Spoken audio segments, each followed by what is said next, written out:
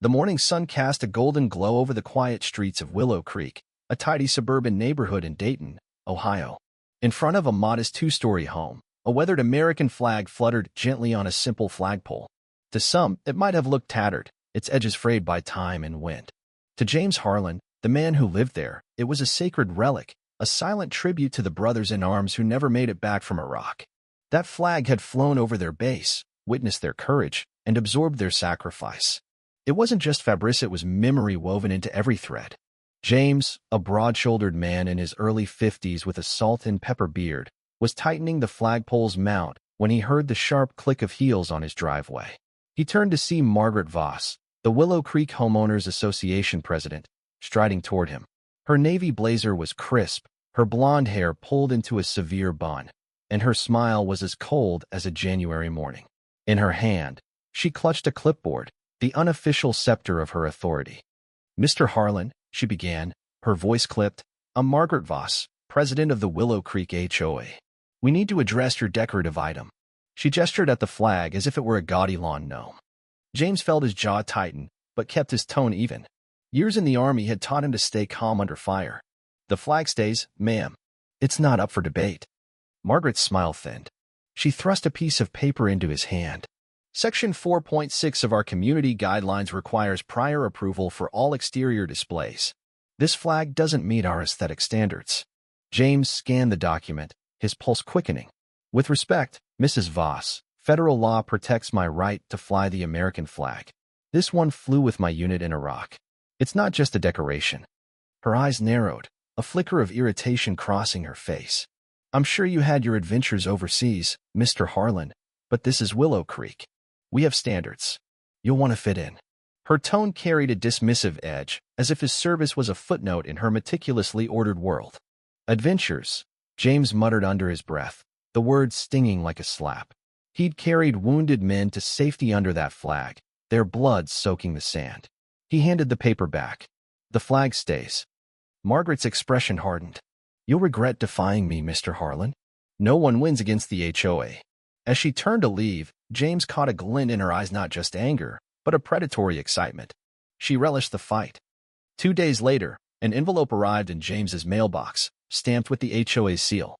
Inside was a violation notice, a $300 fine for an unauthorized flagpole exceeding permitted height by 6 inches.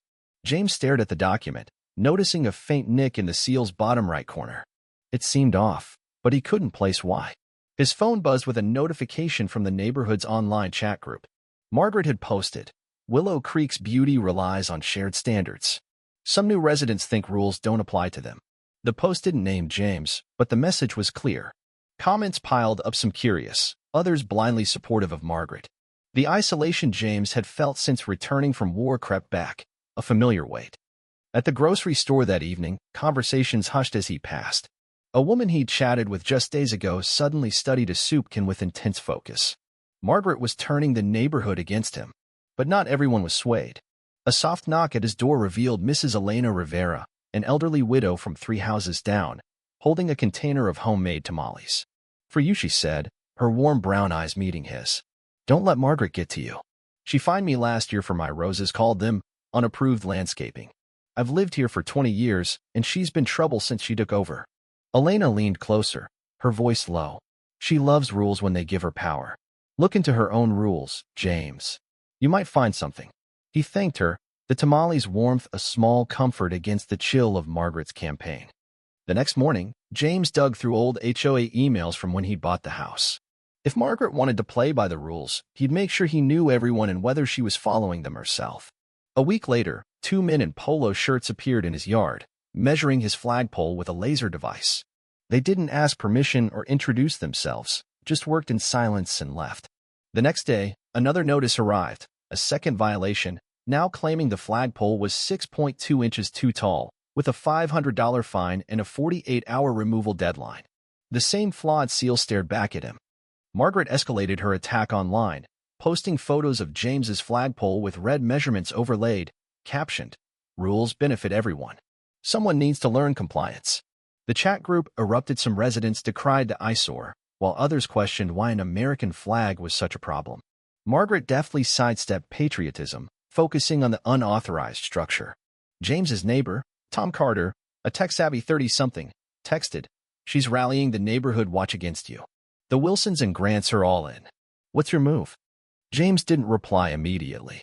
Instead, he photographed the seal on the latest notice and compared it to old HOA documents. After an hour, he found it. The nick in the seal appeared on violation notices but not on the official charter. It was a copy, imperfectly made. He texted Tom, "Send me any old HOA notices you have. I'm onto something." Within minutes, Tom flooded James's phone with scanned letters, all bearing the flawed seal. One, dated 3 years ago before Margaret's presidency, had a perfect seal. The HOA had changed seals, but Margaret was using a fake. Saturday brought Margaret back to James's doorstep, this time with a man she introduced as the HOA enforcement officer, though he looked more like a hired hand. "Mr. Harlan, this is your final warning," she declared, her voice loud enough for neighbors to hear. "Remove the flagpole by tomorrow, or we'll start lien proceedings." Curtains twitched across the street as residents watched. James stood his ground. "Mrs. Voss, Section 12.3 of the bylaws exempts American flags from height restrictions if displayed respectfully. I can email you the details." Margaret's smile vanished, her companion shifting awkwardly. She stepped closer, her voice a hiss. "You think you're smart? I run this neighborhood. Cross me, and you'll wish you never moved here." James met her gaze, his voice steady. "I've faced worse than HOAs, Mrs. Voss. Pick your battles wisely." Something in his tone made her falter, a flicker of doubt crossing her face before she snapped, "We'll see about that," and stormed off. As her SUV peeled away, Tom, watching from his driveway, gave James a discreet thumbs up, his phone subtly angled to record the exchange. That afternoon, Tom stopped by with his laptop. "You need to see this," he said, opening a folder of scanned violation notices. "I've been saving these since Margaret fined me for leaving my kayak on the porch. Look at the seals." Dozens of documents showed the same flaw fines for trivial infractions like trash cans left out too long or grass slightly too tall. "She's been inventing violations to fund her projects and flex her power," Tom said. "The old board followed proper channels. She's bypassing everything." Elena visited that evening, unsurprised by the evidence. "That woman," she said, shaking her head. "She fined the Kellys $1,200 for their daughter's swing set while the girl was in chemo. They left Willow Creek." She patted James's arm. "She'll trip herself up eventually. People like her always do." James nodded, his eyes on the flag glowing in the sunset. "There's an HOA meeting Thursday. Time to show the neighborhood who their president is." Thursday morning in Willow Creek dawned with an uneasy quiet, the kind that settles before a storm. James Harlan sat at his kitchen table, nursing a black coffee and reviewing the folder of evidence he'd prepared for the evening's HOA meeting. The weathered American flag outside his window caught the sunrise, its faded stars a reminder of why he was fighting. Margaret Voss had turned a simple act of remembrance into a neighborhood war, and James was ready to fire back not with anger, but with truth. The day took a sharp turn when police sirens pierced the calm. Flashing lights filled James's kitchen as he set down his mug and stepped to the front door. Officer Daniel Brooks, a local cop with a familiar face from town, stood on the porch, his expression professional but tinged with discomfort. Behind him, Margaret Voss lingered near her sleek SUV, dabbing her eyes with a tissue for the benefit of two neighbors who looked on with concern. "Mr. Harlan," Brooks said, "we got a 911 call about a disturbance here. Can we talk inside?" James ushered him in, his mind racing. Through the window, he saw Margaret gesturing dramatically, pointing toward his house. "What's the accusation, officer?" he asked, keeping his voice steady. Brooks flipped open a notepad. "Mrs. Voss claims you threatened her this morning when she came by about an HOA violation. Says you got belligerent, made her fear for her safety." The absurdity nearly made James laugh. "Officer, I haven't left the house today, and I haven't spoken to Mrs. Voss. My security camera can prove it." He pointed to the small device above his door. Brooks nodded, jotting a note. "She also says your flagpole's on community property, an encroachment you've ignored despite warnings." James took a deep breath, resisting the urge to snap. Margaret was weaponizing law enforcement to bully him into submission. "Let me show you something," he said, retrieving his folder.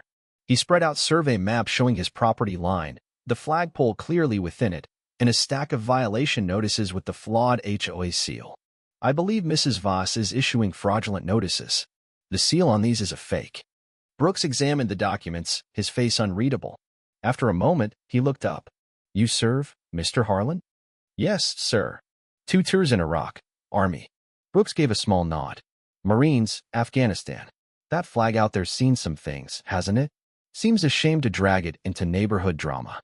He handed back the papers. I'll talk to Mrs. Voss about misusing emergency services for HOA disputes. That's not what 911's for. As Brooks headed out, James caught sight of Elena Rivera at the edge of his lawn, watching the scene. She gave a subtle nod and held up her phone. Moments later, she slipped around to his back door and knocked. I've got something you need, she said, showing him a video Tom had recorded from his upstairs window. It showed Margaret in her driveway at 6:15 a.m., coaching her 2 neighbors on what to say to police. Just say he was threatening, she instructed, her voice clear. We need that eyesore down before it tanks property values. James forwarded the video to his email, his resolve hardening. She's been terrorizing this neighborhood for years, Elena said. It's time someone stopped her. Outside, Brooks spoke sternly to Margaret, whose theatrics had shifted to indignation. The neighbors she'd roped and backed away, clearly regretting their involvement. Brooks pointed at her phone, then his patrol car, likely warning her about false reports. But as he drove off, Margaret's gaze locked onto James's house, her eyes burning with defiance.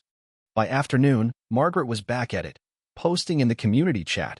I've contacted city officials about illegal structures on public land. I'll protect Willow Creek's character from those who disrespect our rules. A few residents liked her post, but James noticed fewer than before. The police incident had been public, and whispers were spreading. That evening, his mailbox held a letter from the city planning department, scheduling a property line inspection for the following week. Margaret was pulling every lever she could. Sitting in his car, James stared at the letter, the flag waving in his peripheral vision. For a moment, doubt crept in. Was this fight worth the stress, the judgment, the looming legal threats? His knuckles whitened on the steering wheel. He'd survived ambushes and explosions, but this relentless hostility was a different kind of battle. A tap on his window jolted him. Elena stood there, her face etched with concern. Don't you dare give up, she said as he rolled down the window. That flag isn't just yours. It's for everyone who believes in what it stands for. Her words hit hard, conjuring memories of his fallen comrades Rodriguez, Carter, Kowalsk, men whose families had only a folded flag to hold on to. I'm not quitting, James said, more to himself than Elena. But I need to fight smarter. Elena smiled. The HOA meeting's tonight. I've got extra tamales ready. Her quiet strength steadied him. Margaret thought she had James cornered, but she'd given him the ammunition he needed, proof of her overreach. The meeting wouldn't go her way. The Willow Creek Community Center buzzed with tension as residents filed in for the HOA meeting. James arrived early, setting up his laptop to connect to the projector Margaret used for her video slideshows. Tom sat nearby, his leg bouncing with nervous energy. Elena handed out tamales, whispering encouragement to hesitant neighbors.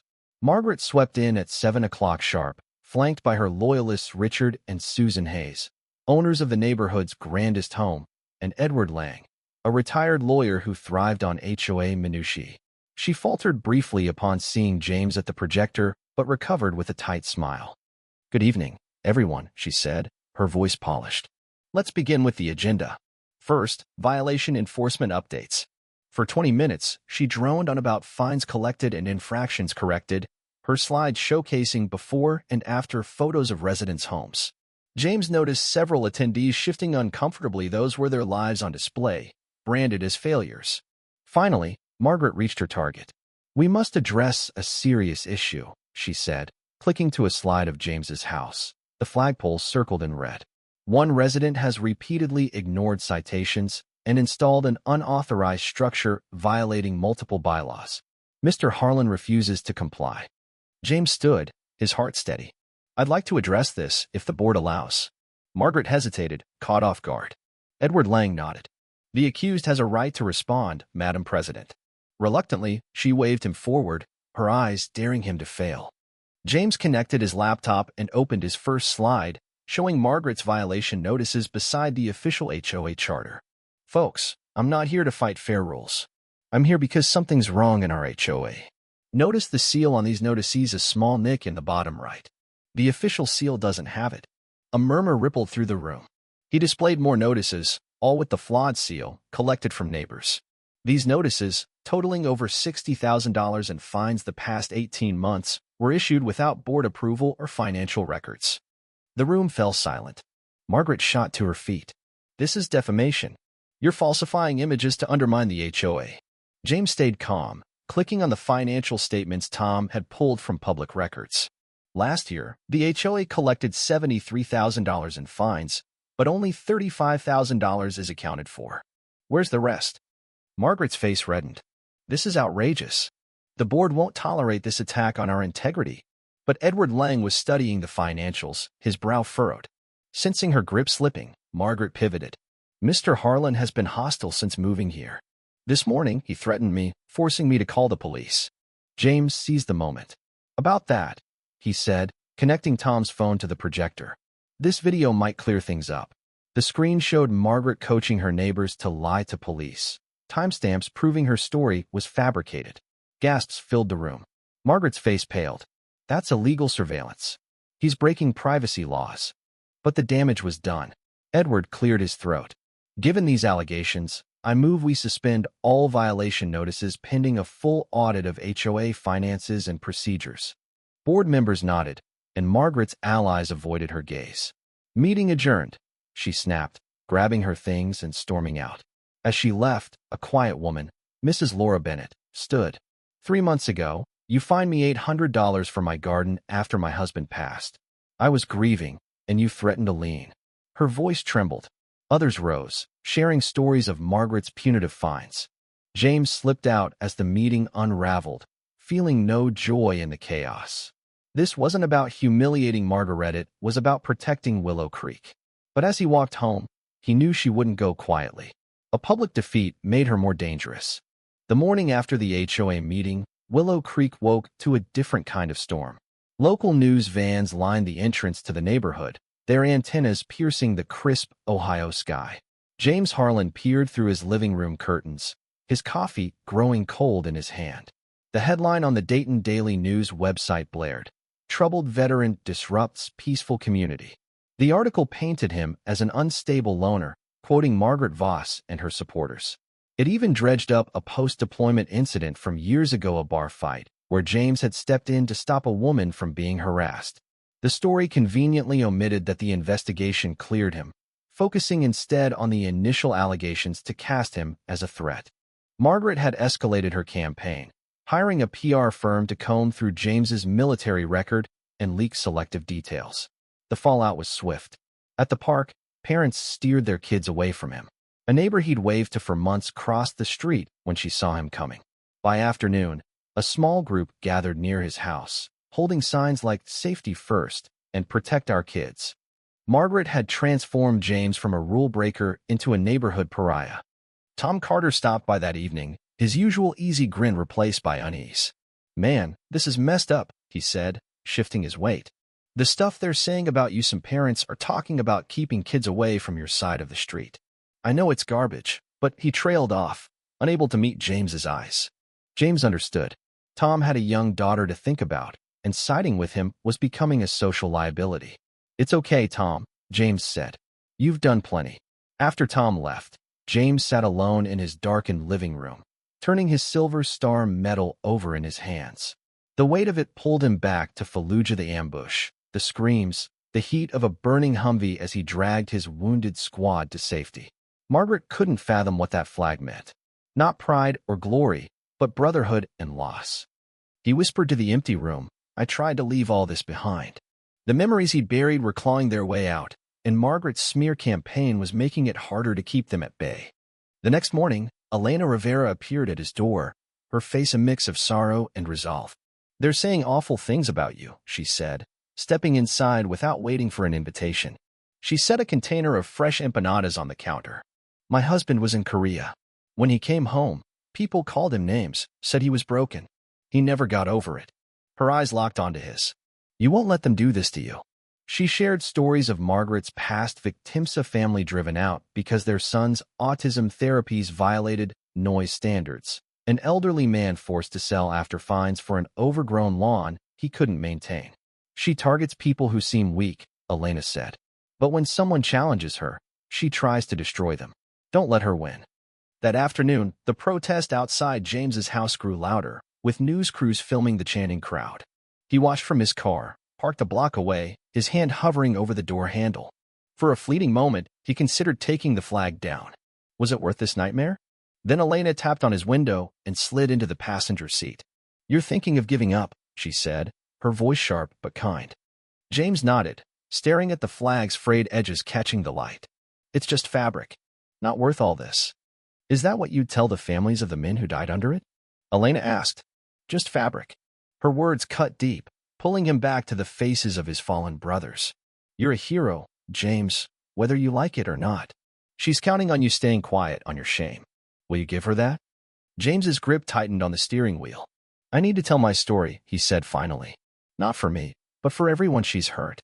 Elena nodded. "That's the spirit. Let's make sure the truth gets out." An hour later, Tom arrived with a camera and tripod, his indignation overriding his earlier hesitation. "Margaret went after my mom's bird bath yesterday, called it clutter.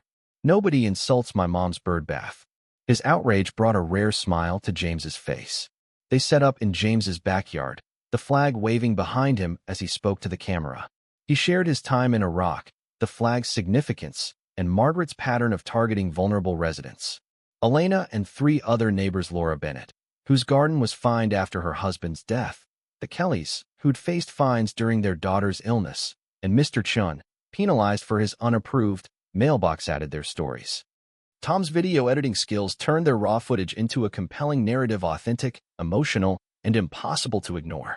By evening, the video was live on YouTube, with Tom leveraging his social media know-how to boost its reach. "People love seeing bullies get called out," he said, grinning. "This is gonna spread." He wasn't wrong. By morning, the video had thousands of views, with comments pouring in from across the country. Veterans groups shared it, and 2 local news stations requested interviews. The protesters outside James's house dwindled as public sentiment shifted.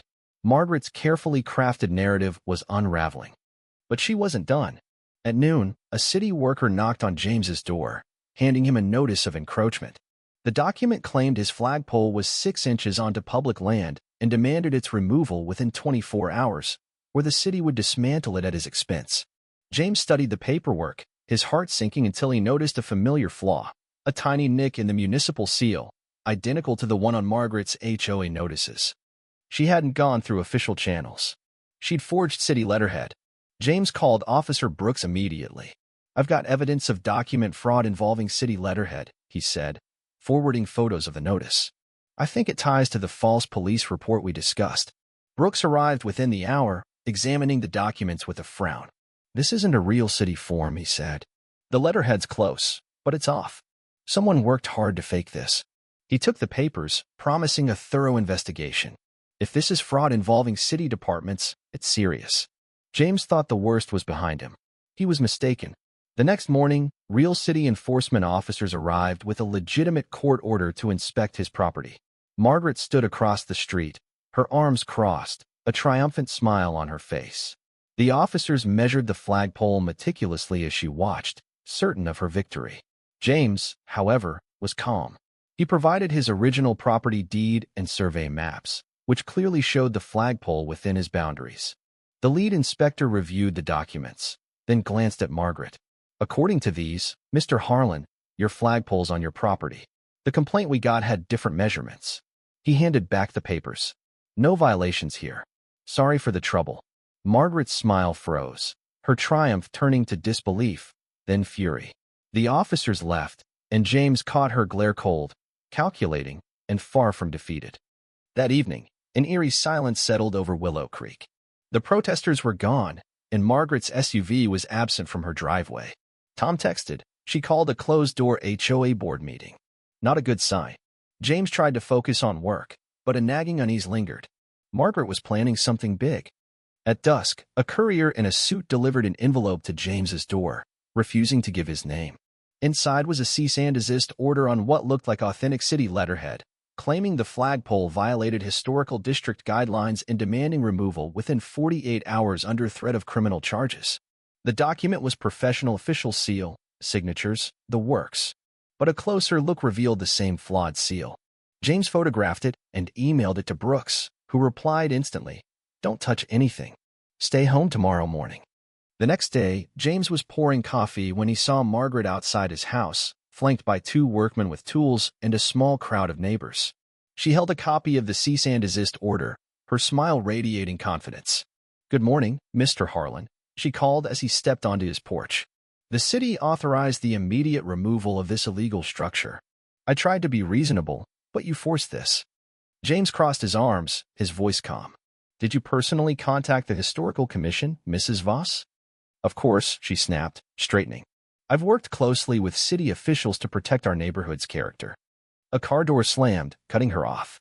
Officer Brooks approached a man in a suit carrying a briefcase. "Margaret Voss?" Brooks asked formally. She nodded, irritation flashing across her face. "I'm busy with an enforcement action, officer. Can this wait?" "No," the suited man said, flashing credentials. "Detective Paulson, Fraud Investigation Unit. We need to talk about multiple instances of document forgery involving city letterhead." Margaret's face drained of color. "I don't know what you're talking about," she stammered. "These are official city documents." Paulson opened his briefcase, pulling out James's emailed evidence. "These were never issued by the city. The letterheads reproduced, signatures forged. Creating fake government documents is a felony, Mrs. Voss." Margaret's composure shattered. "This is absurd. I'm enforcing community standards. He's the one breaking rules." She jabbed a finger at James, her voice rising. The workmen set down their tools, backing away. The neighbors watched, stunned, as Paulson escorted Margaret to his car for questioning. No cuffs, not yet, but her public unraveling was complete. As they drove off, the crowd dispersed, avoiding James's gaze. Elena approached, touching his arm. "It's over, James." She pushed too far. The air in Willow Creek felt lighter the morning after Margaret Voss's public humiliation, but James Harlan knew better than to assume the battle was over. The absence of protesters in the empty driveway at Margaret's house suggested a pause, not a surrender. He sat on his porch, the American flag waving gently above him, its frayed edges a quiet testament to the fight he'd endured. The victory was bittersweet, exposing Margaret's fraud had come at the cost of a divided neighborhood, with neighbors still wary of meeting his gaze.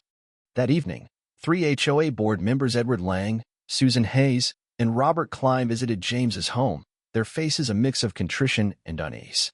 Edward, the retired lawyer, spoke first. "We owe you an apology, Mr. Harlan. We had no idea about the forgeries or the financial irregularities." He handed James a letter formally rescinding all violation notices against his property. "The board has voted to exempt military service flags from aesthetic reviews going forward."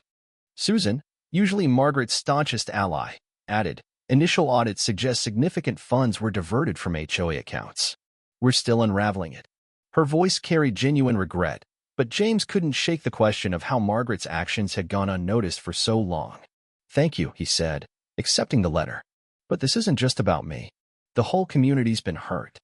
Robert nodded. "We're committed to transparency now. The audit will be public." As they left, James felt a flicker of hope, but also caution. Margaret's silence was too conspicuous. She wasn't the type to slink away quietly. The next morning, James's instincts proved right. Local news outlets ran a fresh story, this time framing Margaret as a victim of a vindictive veteran's smear campaign. She'd given interviews claiming James's accusations were baseless, designed to undermine Willow Creek standards. The narrative was losing traction. James's video, now with tens of thousands of views, had shifted public sentiment, but Margaret was still fighting. By afternoon, a small group of her loyalists gathered at the neighborhood entrance, holding signs like "Support Community Values" and "Stop the Lies." Their numbers were fewer, but their presence stung. Tom Carter texted James, "She's losing ground, but she's not done. People are starting to see through her." James appreciated the optimism, but the protesters' chants echoed in his mind, stirring the same isolation he'd felt after Iraq. He looked at the flag, its stars faded but resolute. He'd promised his fallen brothers Rodriguez, Carter, Kowalski he'd honor their memory. Taking it down wasn't an option, not out of pride, but because some promises are unbreakable. Elena stopped by at noon, her eyes blazing with determination. "She's desperate," she said, setting a fresh batch of tamales on his counter. "Desperate people make mistakes. You've got the truth on your side, use it." Her words reignited James's resolve. Margaret wanted to drag this into the public arena? Fine. He'd meet her there. James and Tom spent the afternoon strategizing. Tom suggested reaching out to veterans groups and local media to amplify their story. Your videos already got traction, he said. Let's make it impossible for her to spin this. They contacted a Dayton news station that had covered the initial story, offering an exclusive interview. James also emailed veterans organizations, inviting them to a Memorial Day event he was planning, a ceremony to honor the flag and its meaning. This isn't just about me, he told Tom. It's about everyone she's bullied and everyone that flag represents. The news station responded within hours, scheduling an interview for the next day. Veterans groups pledged to attend the Memorial Day event, some promising to bring members from nearby towns. Elena rallied neighbors, convincing even the hesitant ones to join. I'm bringing enough food for an army, she said with a grin. Nobody says no to my empanadas. The interview aired the following evening, James sitting across from a reporter in his backyard, the flag behind him. He spoke calmly, recounting his service, the flag's history, and Margaret's campaign of harassment. He shared Elena's and Laura Bennett's stories, emphasizing Margaret's pattern of targeting the vulnerable. The reporter pressed him on the bar fight allegations, and James didn't flinch. I stepped in to protect someone. The investigation cleared me. Mrs. Voss is using half-truths to distract from her actions. The segment ended with a clip from Tom's video, showing Margaret coaching neighbors to lie to police. By morning, the station reported record viewership, and the protesters outside James's house vanished. But Margaret had one last card to play. At noon, a city official, not a worker, but a senior planner, arrived with a new document, this one undeniably authentic. It cited a zoning discrepancy and ordered an immediate survey of James's property line, with a potential fine for noncompliance. Margaret stood across the street, her smile smug, as the official explained that a recent complaint had triggered the review.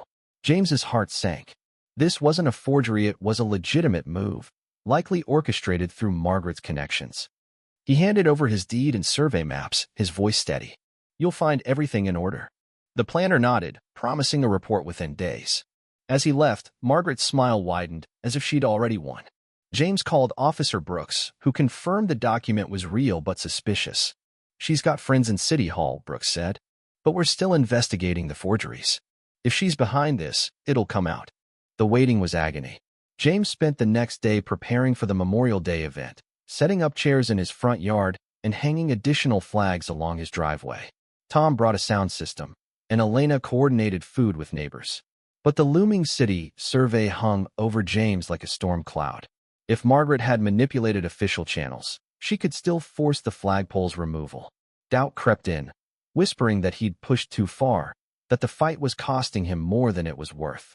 Elena sensed his hesitation. You're not alone in this, she said, helping him arrange chairs. This neighborhood's waking up.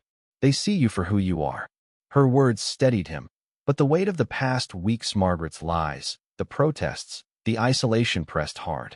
He looked at the flag, remembering the men who died under it. I just want to keep my promise, he said softly. The city's survey results arrived the next morning, hours before the Memorial Day event. James opened the email with a knot in his stomach. The planner's report was clear. The flagpole was fully within James's property line, with no zoning violations. The discrepancy Margaret had cited was based on outdated maps, likely submitted to mislead the city. A follow-up note from Brooks confirmed that the complaint had come from an email linked to Margaret's account. She'd overplayed her hand.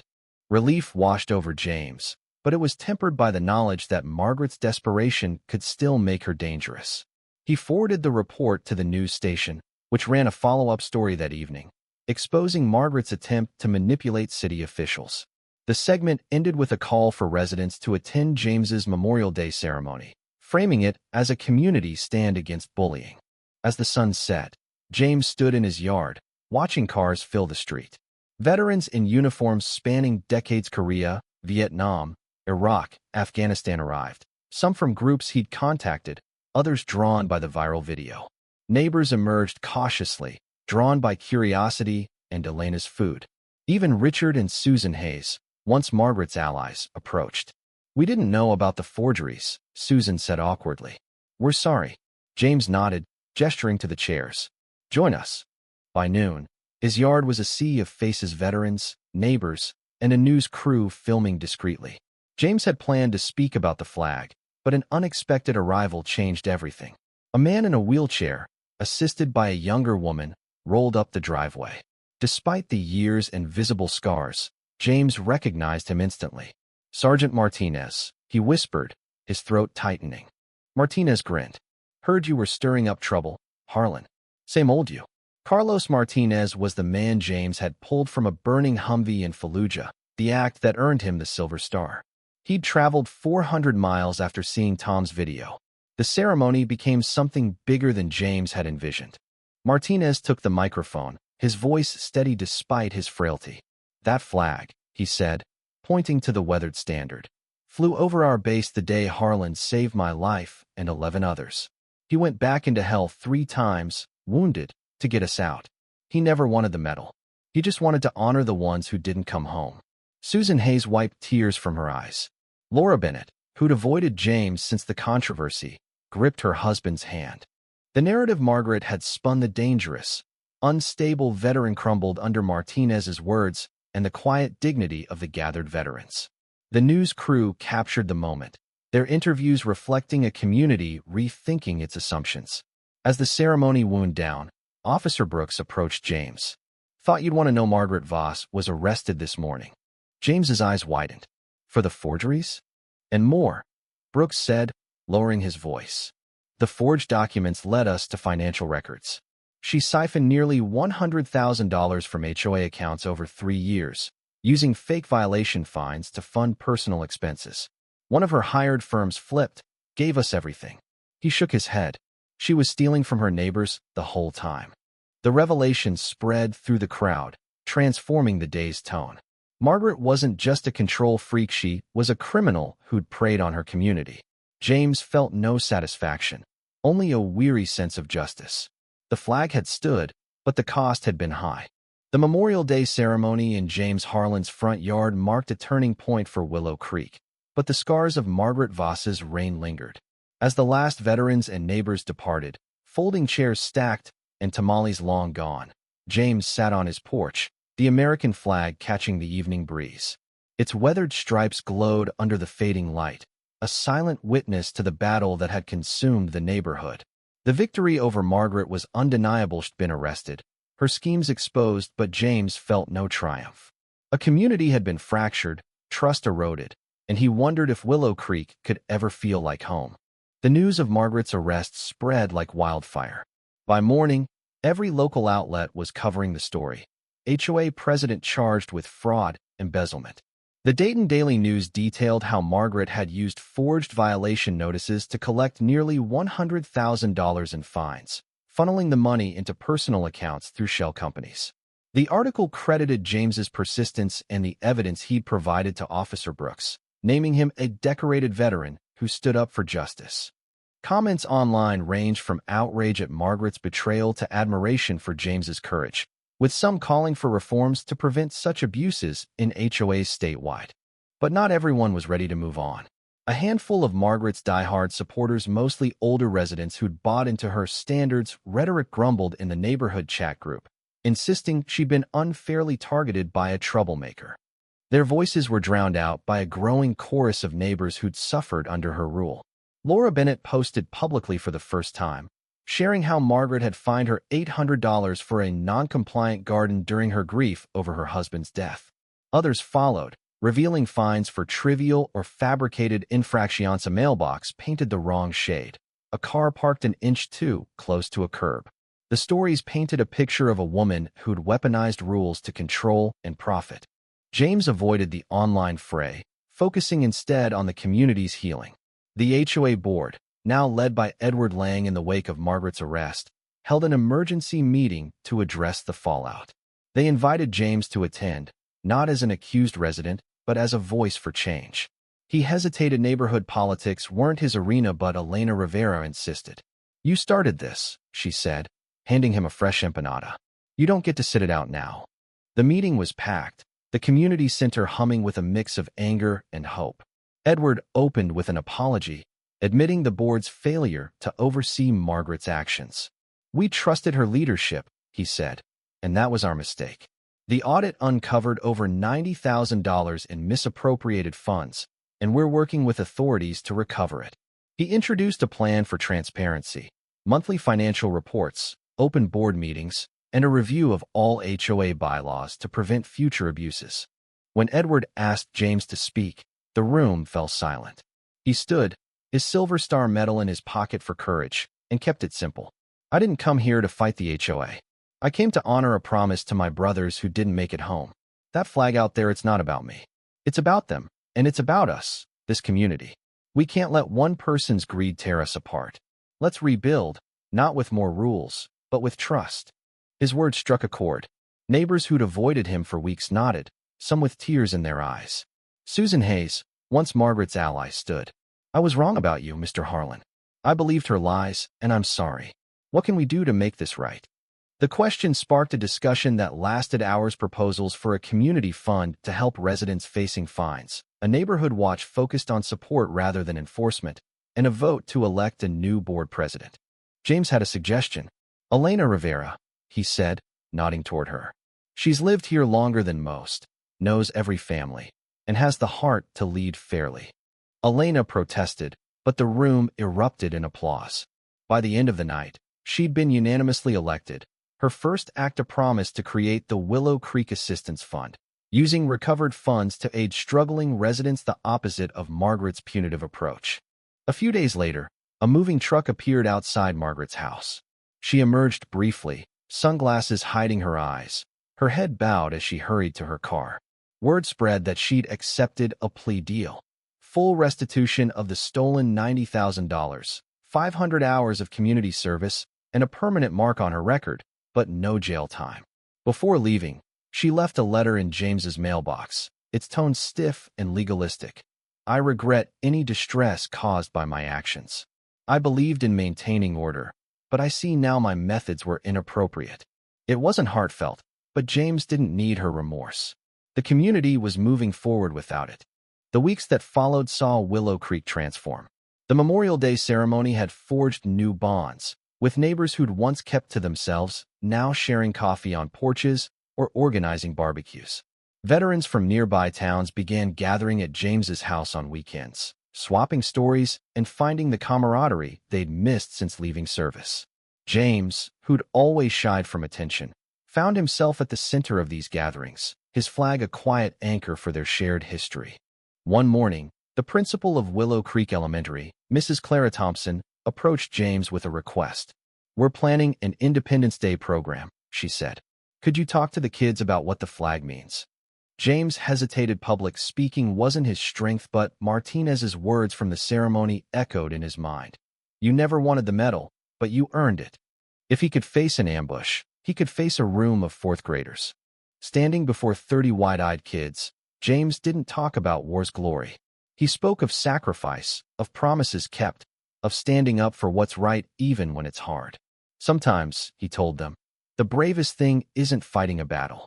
It's doing what's right when everyone else wants you to stay quiet. As he helped them raise their classroom flag, he caught Martinez watching from the doorway, nodding in approval. The kids' questions, simple but profound, reminded James why he'd fought for the flag in the first place.